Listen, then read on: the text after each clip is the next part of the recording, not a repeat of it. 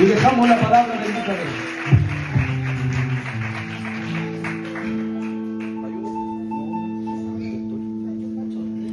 Aleluya.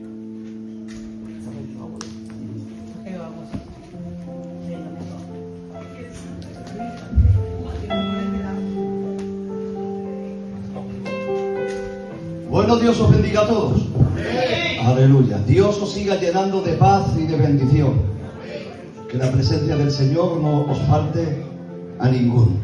Amén. Aleluya.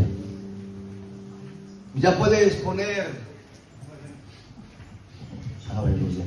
Bueno, vamos a intentar compartir este tema. Es un tema que no tiene fin, es decir, que podríamos estar horas y horas compartiendo este tema, pero no voy a estar mucho rato.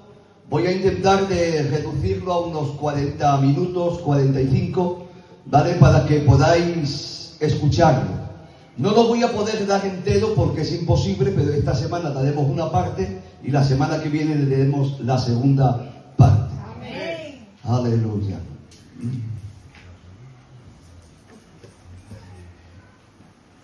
¿Lo encuentran? Sí, vale, ok. A ver si de aquí llegamos. Aleluya. Sí, aleluya.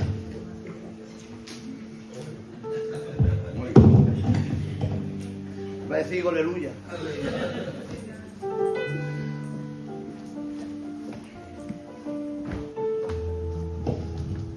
Bueno, yo quiero que le digas a la persona que está a tu lado, que le mires a los ojos, así muy fijo, muy claro.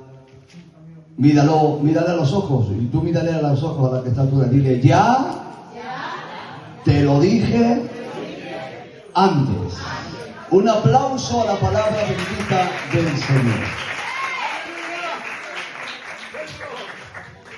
Como veis, este versículo está en el capítulo 24, verso 25 del Evangelio según San Mateo. Mateo 24, 25. El capítulo 24 del Evangelio San Mateo, a partir del versículo 3. A partir del versículo 3. Ese capítulo es un capítulo para Israel. ¿Para quién es ese capítulo? Por lo tanto, todo lo que entra dentro de ese capítulo no es para la iglesia. ¿De acuerdo? ¿Qué pasa en este pasaje? Jesús se lleva a sus discípulos al templo y estando en el templo los discípulos ven que el templo está muy adornado, lleno de oro, de piedras preciosas. Y le dicen los discípulos, Señor, ¿has visto qué piedras más preciosas? Y Jesús les dice, de cierto os digo, que no quedará piedra sobre piedra que no tenga que ser derribado. Una vez que le dice eso, los discípulos le hacen una pregunta. Y le dicen, Señor, ¿qué señales habrá de tu venida? ¿Y qué señales habrá del fin del siglo? Y ahora Jesús empieza a enumerar un montón de señales que van a pasar antes de la venida del Señor. Cuando hablamos de la venida, hablamos de la segunda venida. Y antes del fin de este siglo. Y le habla de terremotos, le habla de pestes, le habla de hambres, le habla de guerras, le habla de la manifestación de la persona del anticristo. Y así le habla de cientos de temas que van a pasar dentro de la gran tribulación. En medio de todo eso, en el capítulo 24, versículo 25, Jesús les dice, como diciendo, cuando veáis todas estas cosas, terremotos, hambres, pestes, guerras, en la manifestación del anticristo, etcétera, entonces recordad, ya os lo dije antes. Es decir, todo lo que os he dicho, que no os pille de sorpresa cuando venga. De que no sea una sorpresa, sino que todas estas cosas yo ya lo he dicho. Lo dijo el Señor hace 2000 años, pero proféticamente están aún antes de 3000 años. Y que el Señor profetizó muchísimas veces por medio de los profetas que iban a pasar todas estas cosas. Pero el Señor dice, cuando veáis todo esto, que nadie os sorprenda. no os extrañéis, ya os lo dije antes. Esta expresión suena mucho a nosotros. Cuando nosotros cogemos a un hijo, a una hija, a un hermano, a un sobrino, y le decimos, hijo, no hagas esto, ni esto, ni esto, porque si lo haces, te puede pasar esto otro, esto otro, esto otro, esto otro. Y le adviertes de que no haga ciertas cosas. Imaginaos que el muchacho hace lo que tú dijiste que no hiciese, y le pasa lo que tú le dijiste que le iba a pasar. Y luego viene muy así, muy melancólico, mira lo que me ha pasado, mira padre, lo que me ha pasado. Te le quedas mirando y que le dices, hijo, ¿de qué te asustas? Si yo ya te lo dije antes. Y palos con gusto no hacen daño. El Señor pudo decir un montón de veces esa frase. Por ejemplo, Génesis 2:7, cuando el Señor crea a Adán y a Eva, el Señor le dice, mira Adán y Eva, no comáis del fruto prohibido, porque el día que comáis ciertamente moriréis. Ellos no hacen caso.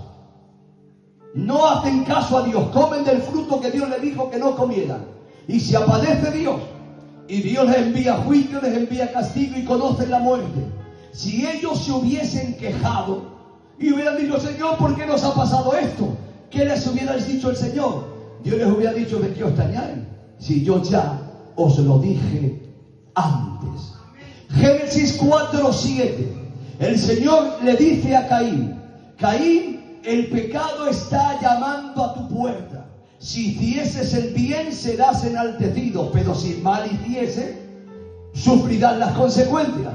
Caín no hace caso, se levanta contra su hermano, se lo lleva a la esquina por la envidia, le pega un golpe y le quita la vida y muere. Se le aparece Dios y le dice, ¿dónde está tu hermano? Señor, ¿acaso yo soy guardián de mi hermano? Pero la sangre de tu hermano clama a mí desde la tierra. Si Caín se hubiese quejado, Dios le hubiera dicho, ¿de qué te quejas, Caín? Si yo ya te lo dije antes. Capítulo 6 de Génesis. Durante 80 años, el Señor por medio de Noé predica a una humanidad que va a venir el fin de este mundo por medio de un diluvio, que todo espíritu de vida que hay en el planeta Tierra va a morir. Ellos escuchan la palabra, el Espíritu Santo toca sus corazones, pero ellos no hacen caso. Dios envía el diluvio y muere toda la humanidad. Cuando ellos se presentan delante del Señor, ellos podían decir, Señor, ¿qué ha pasado? ¿Qué nos hubiera dicho el Señor? ¿De qué te quejas si yo ya te lo dije antes? Un aplauso para el Señor, por favor.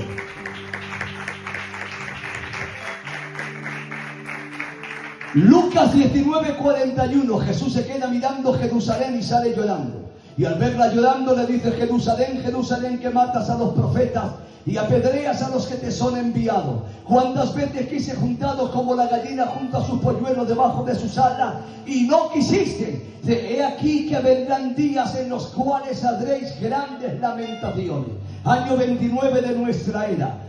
Unos 41 años más tarde, el general Tito viene sobre Jerusalén, más de 70.000 judíos mueren, la sangre es esparcida por las calles de Jerusalén. Si ellos se hubiesen lamentado, el Señor les hubiera dicho, ¿de qué os lamentáis si yo ya os lo dije antes? Capítulo 24, verso 1 al 3 de Mateo. Cuando están en el templo y se quedan mirando el templo y dicen, Señor, qué piedra más preciosa. Y el Señor le dice, ¿veis esta piedra? De cierto os digo que no quedará piedra sobre piedra que no tenga que ser derribado. En el año 70 el general Tito entra en Jerusalén, le prende fuego al templo. Era tanto el fuego que el oro del templo se derrite y se incrusta bajo las piedras. Y para rescatar el oro tuvieron que quitar piedra sobre piedra. Si los judíos se hubiesen lamentado, Dios les hubiera dicho, ¿de qué os lamentáis si yo ya os lo dije antes? Un aplauso a la palabra del Señor.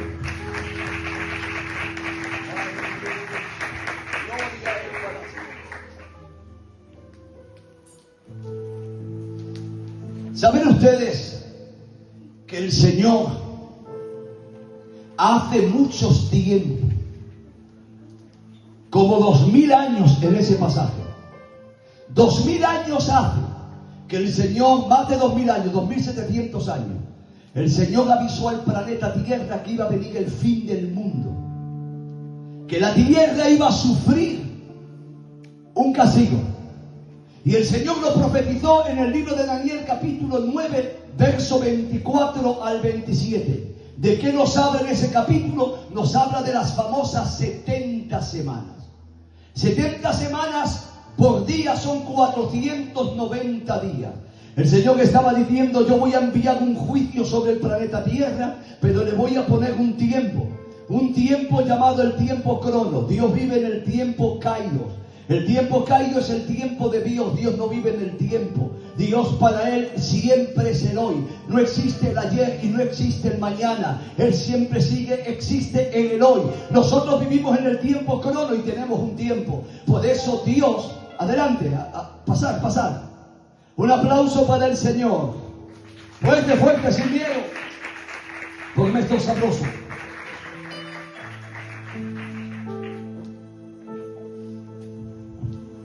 Dios no vive en el tiempo, vive fuera del tiempo. Pero a veces Dios se mete en el tiempo crono por causa de las personas. Y Dios dice: antes de enviar la destrucción, les voy a dar un tiempo, 70 semanas. Pero 70 semanas son 490 días. Eso dijo: eso es muy poco. ¿Qué hizo el Señor? Dividió los 490 días en 3 partes. Es decir, Dios dijo: voy a multiplicar cada día por un año. Por lo tanto, en vez de ser 490 días, se convertirán en 490 años. Y dijo Dios: también es muy poco 490 años. Por lo tanto, lo voy a dividir en 3 partes. Lo voy a dividir en 49 años. Luego lo voy a dividir en 62 semanas, 434 años. Y luego lo voy a dividir en una semana, 7 años. Los primeros 49 años, recuerden que Dios vive en el tiempo kairos, es el hoy. Nosotros vivimos en el tiempo crono. Le dice el Señor a Daniel: cuando oigas esta profecía, hasta la restauración de Jerusalén, pasarán 49 años. Dios da la profecía y toma el tiempo crono, el reloj. Y el reloj de Dios empieza a sonar. Tic, tac, tic, tac, tic, tac. Cuando se cumplieron los 49 años, el Jerusalén fue restaurada y Dios se separa del tiempo. Pasaron como 70, 80 años y el Señor dice: desde la restauración del templo hasta la muerte del Mesías príncipe pasarán 62 semanas, 434 años.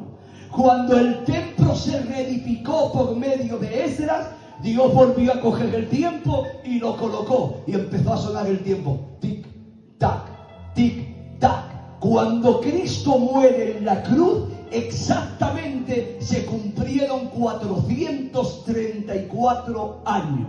Dios se sale del tiempo y dice: falta una semana, pero esa semana serán 7 años y esos 7 años será el fin de este siglo. ¿Qué son los 7 años? Esos 7 años los conocemos como distintos nombres.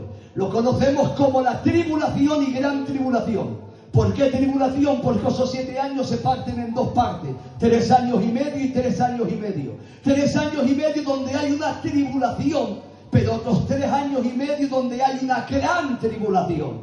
Esos 7 años todavía no se han cumplido. Seguimos viviendo Dios en el tiempo kairos. El Señor está fuera del tiempo. El reloj del Señor todavía no ha sonado. Recuerden que esta semana todavía no se ha cumplido. Esta semana se tiene que cumplir. Y ¿saben algo? El Señor ha dicho: esa semana no se va a cumplir cuando esta semana se vaya a cumplir, es la semana de la gran ira, es la semana del juicio sobre la tierra, es la semana de la gran tribulación, es la semana donde el hombre huirá del oso y se encontrará con el león, huirá del leopardo y se encontrará con el lobo, se esconderá detrás de una pared y le morderá una serpiente. Serán días de tinieblas y no luz, y el Señor ha mandado que eso va a pasar sobre el planeta Tierra. Pero el Señor ha dicho, pero tranquilos, antes de que venga esa famosa gran tribulación, antes de que yo ponga ese 7 años,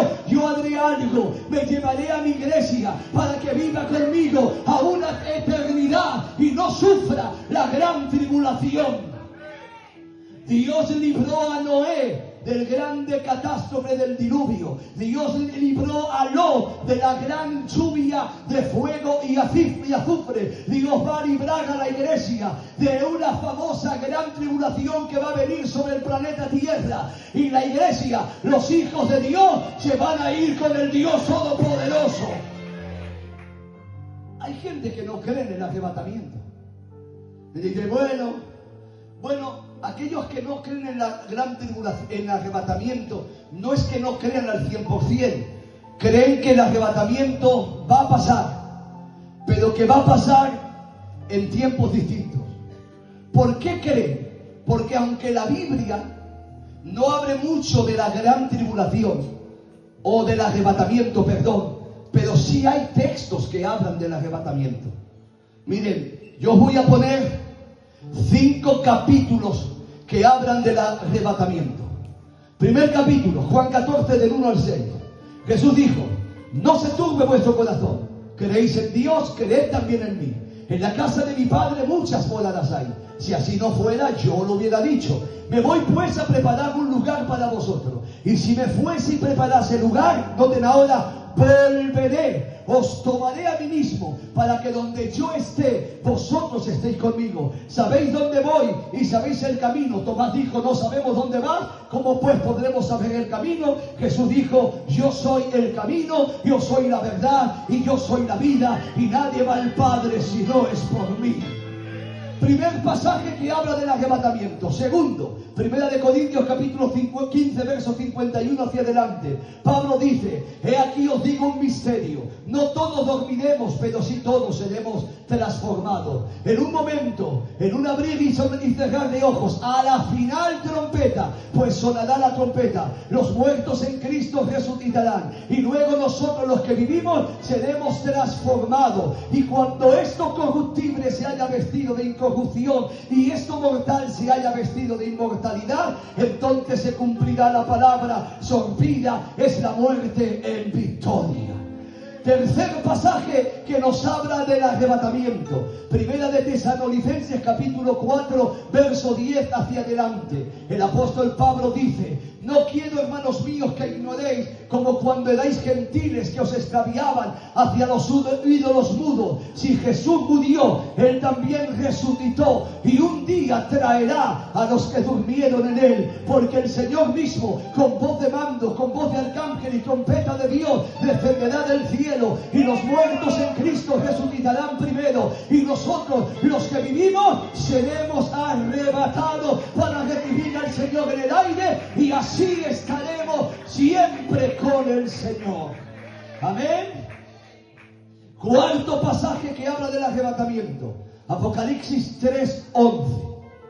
Jesús dijo, he aquí yo vengo en breve y mi galardón conmigo. Amén. Ese pasaje también habla del arrebatamiento. Hay un quinto que no lo digo ahora, lo diré al final. ¿De acuerdo? Recuerden que hay un quinto versículo que es para el final. Estos son los versículos que hablan del arrebatamiento. Tú me dirás que pocos. 5 pasajes. Bueno, para estudiar la doctrina del arrebatamiento hay que estudiar la venida del Señor. Y la venida del Señor, como en el Antiguo Testamento. En el Antiguo Testamento se hablaba de la venida del Señor en 2 partes. La venida del Mesías sufriente y la venida del Mesías reinante. ¿Cuál fue el problema de los judíos? Que solo esperaban al Mesías reinante y no al sufriente. ¿Qué pasó? que cuando vino el Mesías sufriente, Cristo que iba a sufrir, en vez de recibirlo, lo rechazaron. Bueno, pues hoy tenemos la venida del Señor en dos partes. Tenemos la venida visible y la venida invisible. Hay gente que solo espera la venida del Señor visible, pero la iglesia esperamos la venida del Señor invisible. Para poder analizar esto, hay que ver las diferencias que hay entre la venida del Señor, segunda venida, y la venida invisible, el arrebatamiento. Hay como 20 diferencias. 20, pueden haber algunas más, pero hay como 20. Por ejemplo, en el arrebatamiento nadie lo verá. En la segunda venida todo ojo le verá. En el arrebatamiento pone sus pies, se quedan sus pies en las nubes. En la segunda venida pone sus pies sobre la tierra. En el arrebatamiento viene a por la iglesia. En la segunda venida viene con la iglesia. En el arrebatamiento es algo espiritual, donde la iglesia desaparece. En la segunda venida la iglesia será presente dentro del planeta Tierra. Y así os puedo hablar como 20 diferencias, pero una sola cosa sé, que el que ha dicho que viene un día volverá, y yo me iré con él a la presencia bendita del Señor. ¿Cuántos se van con el Señor al cielo? Digan amén.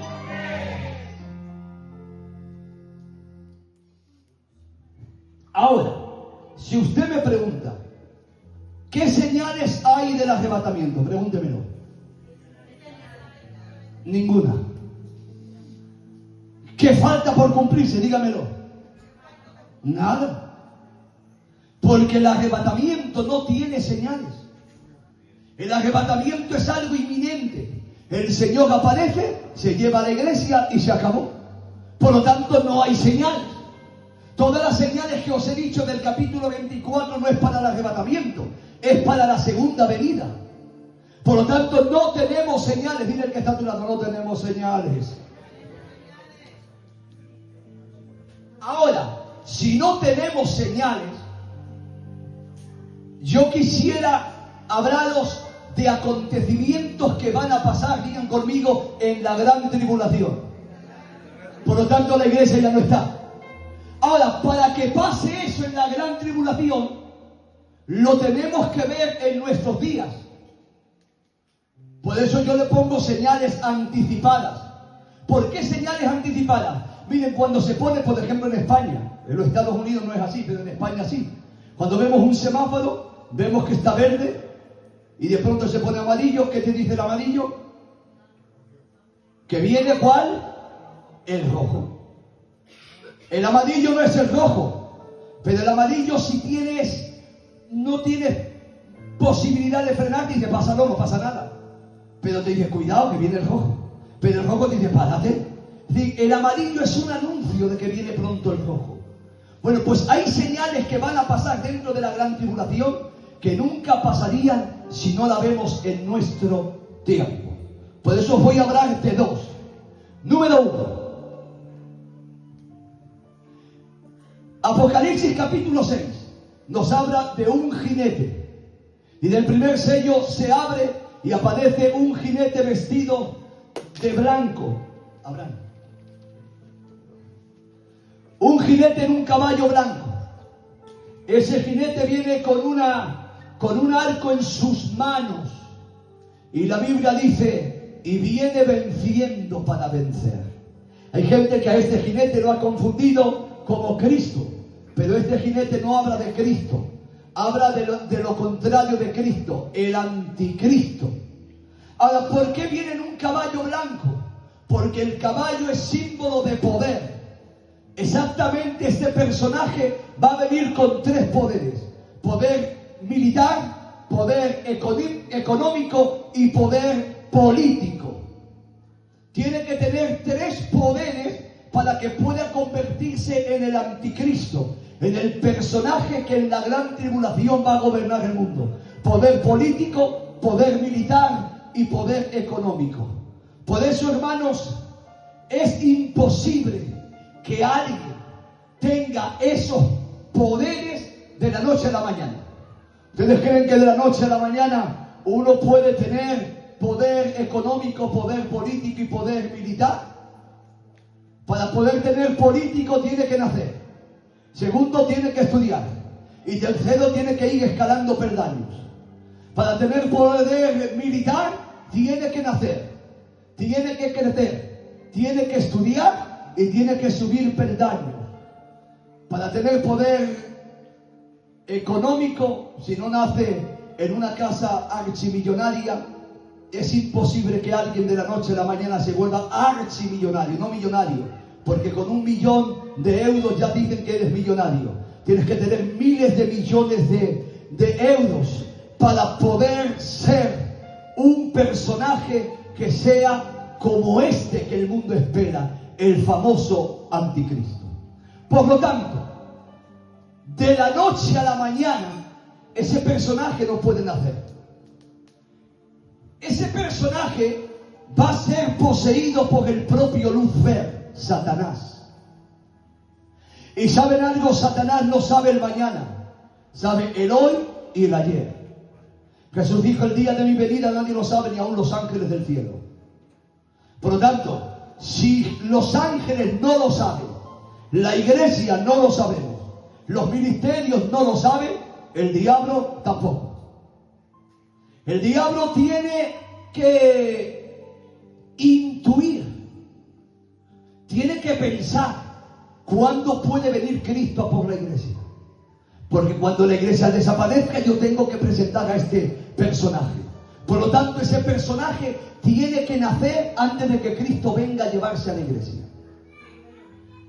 Tiene que nacer. Hermanos, yo pienso que ya ha nacido. Hoy vosotros no lo habéis creído, pero yo lo vuelvo a repetir. Pienso que ya ha nacido en el planeta Tierra. Fíjense lo que dice 1 de Juan capítulo 2, verso 18. Dice: hijitos, ya es el último tiempo, y según vosotros habéis oído que el anticristo viene. Pero ahora ya está muchos anticristos. No lo veo muy bien, pero más o menos, ¿verdad? Ya han surgido muchos anticristos. ¿Por qué muchos anticristos? Porque Satanás no sabe cuándo va a venir Jesús. Y como no sabe, lo tiene que tener preparado. ¿Y desde cuándo se profetizó que el Señor vendría a arrebatar a la iglesia? Desde la iglesia de San Pablo. Jesús lo dijo, Pablo lo dijo, en las profecías que hemos leído lo dijo, el apóstol Juan lo profetizó por medio de Jesús. Por lo tanto, Satanás abrió sus ojos y dijo: tengo que prepararlo. Por lo tanto, hemos leído en la historia que han aparecido muchos anticristos. Muchos, porque el diablo ha tenido que prepararlo. Fíjense que os voy a hablar de algunos prototipos del anticristo. Primer prototipo del anticristo, este famoso personaje. ¿Saben cómo se llamaba este personaje? Se llamaba Nerón. Este personaje tenía poder político, poder militar y poder económico. Ese hombre en el tiempo de los apóstoles trajo una de las grandes muertes más grandes de toda la historia del pueblo de Israel. Murieron cientos de personajes judíos por medio de este hombre. Este hombre estaba preparado para ser el anticristo. ¿Saben ustedes por qué no fue el anticristo? Porque Jesús no vino y el proyecto del diablo fracasó. El tercero se llamaba Pompeyo. Pompeyo también fue un personaje muy cruel contra los judíos. Fue preparado para ser el anticristo. Pero ¿sabéis qué pasó? Que Cristo no vino y ese proyecto también fracasó. Jehová reprenda todos los proyectos del diablo. El diablo va a seguir creando anticristos, proyectos de anticristo, pero ninguno de ellos, a no ser en el momento que Dios quiera, no será el personaje tan preparado para ser el anticristo. El tercero lo encontramos también en la historia, el famoso Diocleciano. Diocleciano vivió en el siglo III. El primero fue el Antíoco Epifane, año 170. El segundo fue Pompeyo, año 48 a.C. El tercero fue Nerón. El cuarto, Diocleciano. Diocleciano vivió en el siglo III y fue un hombre que mandó a destruir la Santa Biblia. Es un hombre que quemó cientos de pergaminos. Es un hombre que tuvo un ataque despiadado contra los judíos. Tenía poder político, poder militar y poder económico. Pero ¿saben por qué no fue el anticristo? Porque Jesús no vino por la iglesia. Por lo tanto, el proyecto del diablo también fracasó. Y el último, os voy a hablar de uno de los últimos, no sé si ustedes lo conocen.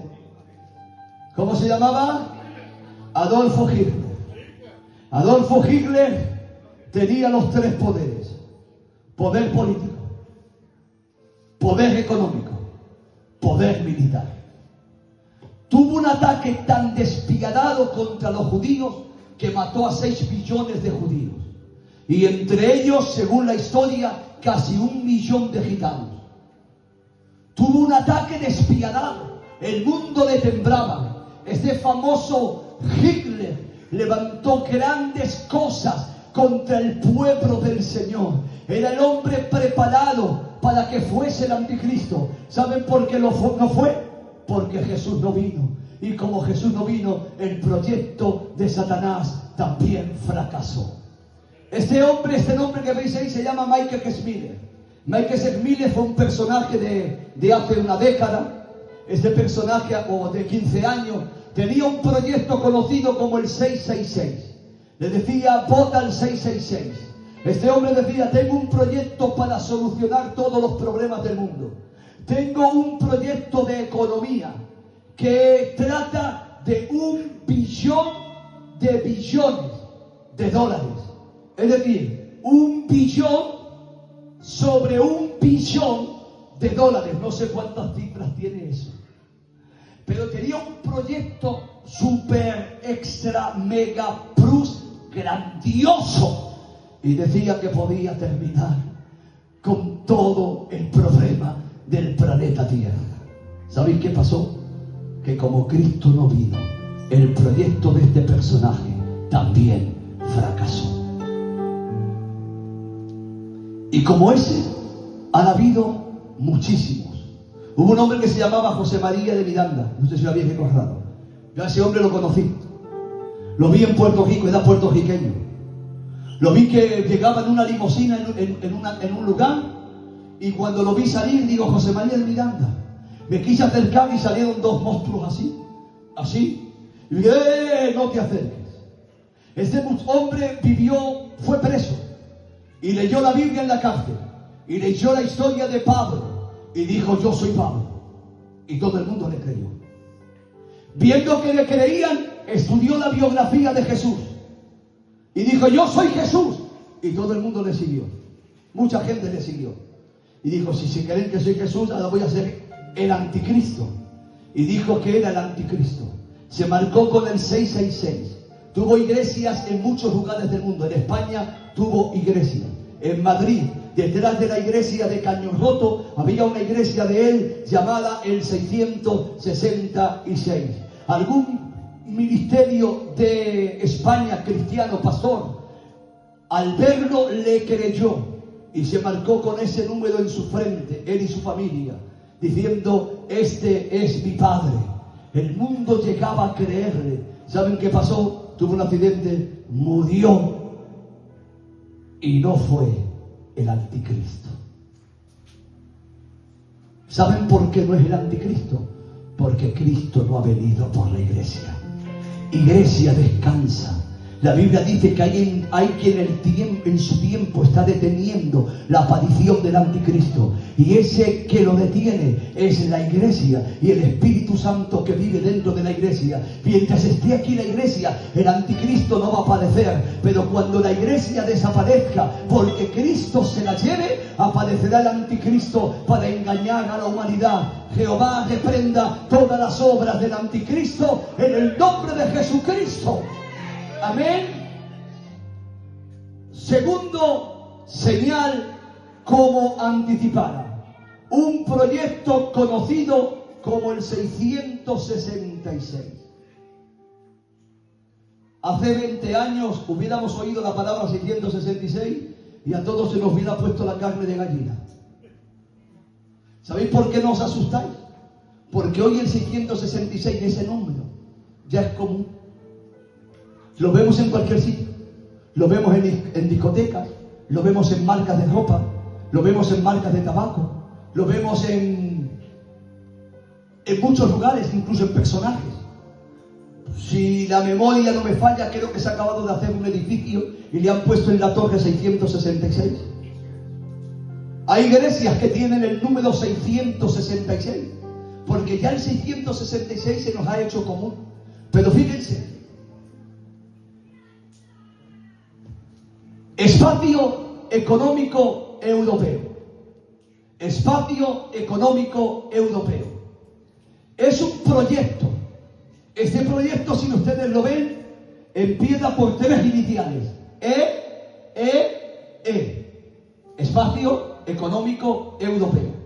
¿Por qué Nacimiento del espacio económico europeo, conocido como de la Unión de los 18 naciones europeas. ¿Cuántas son? 18. 6 por 3. Esa Unión Europea, nacida en el año 1993, es una alerta para que, viendo estas cosas, estemos pendientes que cerca está el Señor. Veamos lo siguiente.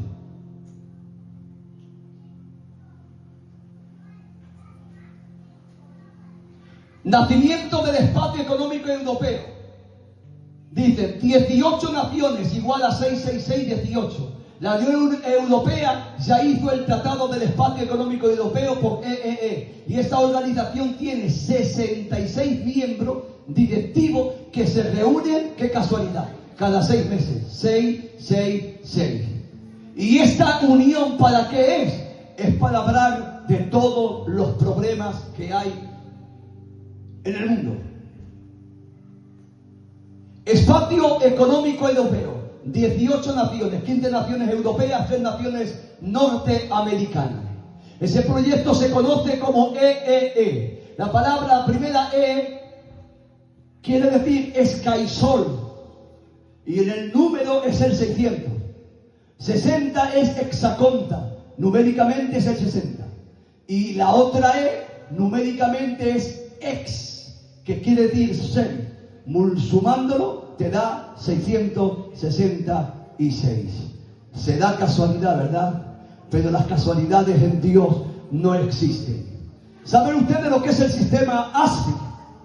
El sistema ASCII, miren, cuando ustedes ponen el ordenador, ustedes en el ordenador ve teclas A, B, C, D, E, hasta la Z.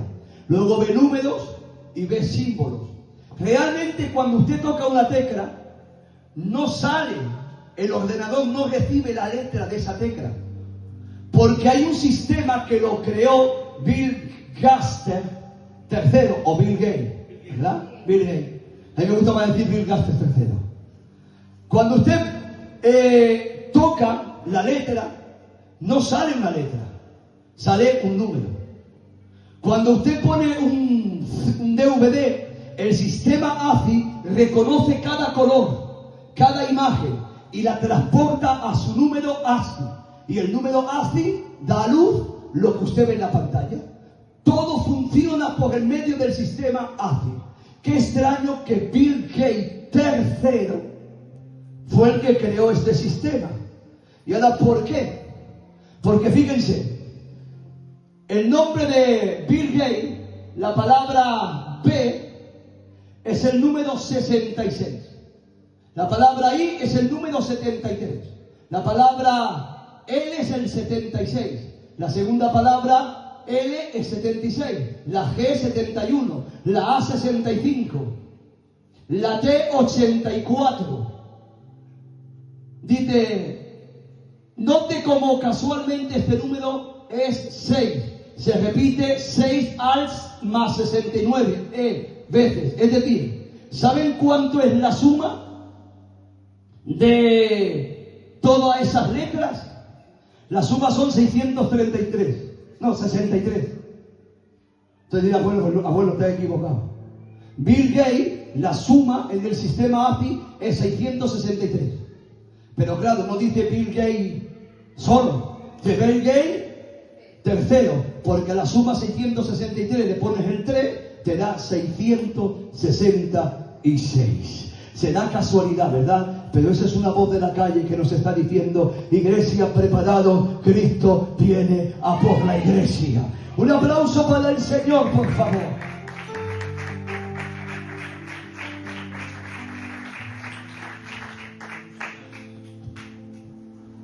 Ustedes saben que el Reino Unido fue reunido en esa fecha, en el 1974. Y se reunieron para poder plantear un control de la tierra. Y a ese control le pusieron un nombre. ¿Lo ven abajo? Ese nombre se le conoció como la bestia. No sé si te dice algo. Ahora, ¿qué es la bestia? La bestia está metida en este país, Bruselas, en ese edificio, en el piso número 13. ¿Y qué es la bestia? Esto es la bestia. ¿Qué es eso? Los softwares. ¿Qué son los softwares? Los discos duros. Y esos discos duros que ustedes ven ahí tienen la capacidad de guardar los datos de toda la humanidad. Y han dicho, vamos a controlarlo. Y ahora, ¿cómo lo controlamos? Fíjense lo que han inventado. Han inventado una forma de controlar. Y ese sistema de controlar se llama código de barras. ¿Lo ven ahí? Si ustedes ven el código de barra, verán que el código de barra, las primeras líneas son 2 más grandes que las demás. En el medio hay otras 2 más grandes que las demás. Y en la derecha, al final, hay otras 2 líneas más grandes que las demás. 2, 2 y 2, ¿cuántos son? 6. Verán que en medio de las líneas hay 6 números y en las otras partes de las 2 líneas hay otros 6 números. 6 números, 6 números y 6 rayas. 6, 6, 6, que es 666. Ahora, fíjense que todos nuestros productos tienen el código de barra. Y todo este código de barra tiene un porqué. Y ahora lo van a leer. Fíjense. Las primeras 2 líneas es el patrón de la guarda izquierda. Los 5 números siguientes es el código de fabricante. Los 5 códigos después es el código del producto. El último número es el código del canjeo cuando se cambia. Y las otras 2 líneas es el patrón de la guarda derecha. Cuando usted pasa eso por el ordenador, el código ASCII revela lo oculto que hay en cada 2 líneas. Y lo oculto que hay en cada 2 líneas, miren en la parte de arriba, las 2 primeras es el 6, las 2 del medio es el 6 y las 2 de la derecha es el 666. Es decir, en la gran tribulación, capítulo 13 de Apocalipsis, dice que para poder comprar o vender hay que comprar con un número. Y ese número es el 666. Pero qué extraño, ya estamos comprando todo el mundo con el código 666. ¿Qué os parece?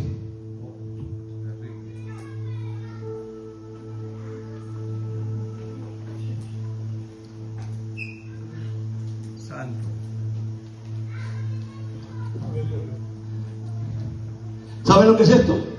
Naciones Unidas. Miren. Este que ustedes ven aquí, a la derecha, fue el presidente de las Naciones Unidas, Javier Solana. ¿Han oído de él, verdad? Un español. El segundo es el presidente de la ONU. La que tenemos en el medio era la secretaria de John Bush. Y así cada personaje que hay ahí son presidentes de naciones, altos célebres. Si la mesa sigue, estaban reunidos toda la nación unida. Tenían un motivo. ¿Cuál era el motivo? El eslogan. Miren lo que hay detrás. ¿Ven lo que hay? ¿Ven lo que hay? 666. Javier Solana dijo, este proyecto se va a llamar 666. ¿Para qué era ese proyecto? Ese proyecto era para terminar con el hambre en el mundo, para terminar con los atentados y para terminar con las guerras. ¿Por qué? Porque fíjense, ¿qué inventaron ahí? Inventaron algo que se llama biochip. ¿Qué es el biochip? Eso que ustedes ven ahí. Como un grano de arroz. ese biochip se quiere instalar, fíjense, o en la frente o en las manos. O en la frente o en las manos. ¿Por qué? ¿Por qué en la frente y en la mano? Porque la Biblia lo dice, que el sello de la bestia se coloca o en la frente o en la mano. Ahora, ¿por qué es un biochip? Porque el biochip, para que tenga vida, necesita ser alimentado por una batería. La batería que se le coloca es una batería de helio. Y las baterías de helio solamente se recargan a altas temperaturas o a bajas temperaturas. Es decir, tú tomas una batería helio, la pones en el congelador, al otro día está recargada. Tú coges una batería de helio, la pones fuerte en el sol que le golpee, al otro día está recargada.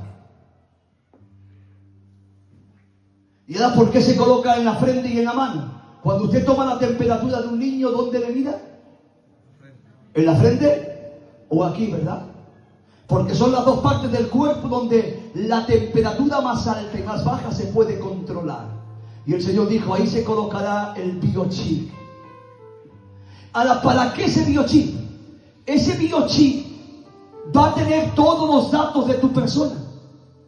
Porque los europeos no solo quieren controlar botellas, ropa, los elementos que tenemos en la tierra, ahora quieren controlar a los seres humanos. Y para controlar a los seres humanos les quieren poner un biochip. Ese biochip ya está puesto en muchas personas. En el 2014, cuando yo estaba viviendo en los Estados Unidos, salió un decreto que el que quisiera la seguridad social gratuita se tenía que colocar un biochip. Y ese biochip iba a decir todas las enfermedades que tuviera, las medicinas que tiene, a qué es alérgico, a qué no es alérgico. Ahí van a poner todos sus datos dentro de ese biochip. Claro, ese biochip está conectado con la bestia, porque esa bestia, esos softwares, hay dos sitios, uno es en Bruselas y otro en Nueva York, y desde ahí controlan a todas las cosas en el mundo entero. Entonces, imagínense, ¿para qué son los biochips? Para terminar con el terrorismo, para terminar con el hambre y terminar con la guerra. ¿Por qué? Porque si alguien secuestra a alguien, en el momento que se anuncie, lo meten en la computadora y por el biochip sabrán dónde está. ¿Por qué terminarán con los atentados? Porque cuando pongan una bomba, por el biochip, van a saber qué persona fue quien lo puso. Y van a terminar con el hambre, porque terminando las guerras y terminando los atentados, ya no habrá falta crear tantas bombas y ese dinero se irá para terminar con el hambre del mundo. Hermanos, el biochip no es el sello 666. No lo es. Simplemente es un anuncio de la calle que nos va diciendo: Cristo viene pronto a por la iglesia. Aplauda al Señor, por favor. ¿Qué hora tenemos? ¿Alguien puede decirme la hora? 20 y 36. Y 36. Hermanos, estas son las dos señales anticipadas de la venida del Señor. Hoy ya está nacido ese personaje llamado el Anticristo. Pero recuerden, antes de que venga el Anticristo, vendrá Jesucristo a llevarse a la iglesia. Hermanos, yo no sé cuándo va a venir el Señor. El Señor dice que a la final trompeta. Imagínense que en este momento, a esta hora, en este mismo minuto, en este mismo segundo, oímos un toque de trompeta. ¡Ta, ta, ti!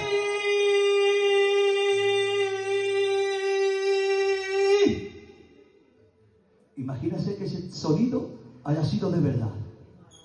Y cuando salimos a la calle, nos encontramos a Jesús con los brazos abiertos en una nube, diciendo: venid conmigo, pequeños, venidos al reino de mi Padre, que he preparado por vosotros desde antes de la fundación del mundo.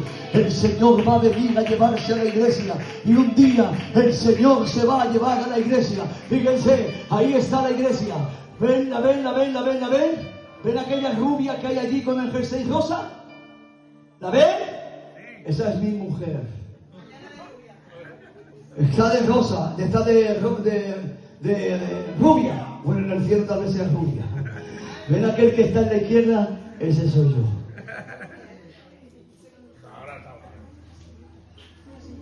Ahí no estás, vaya. No, ya no. Tú ahí no estás, no te veo. ¿Sabes por qué no te veo, vaya? No estás ahí. Porque estás aquí.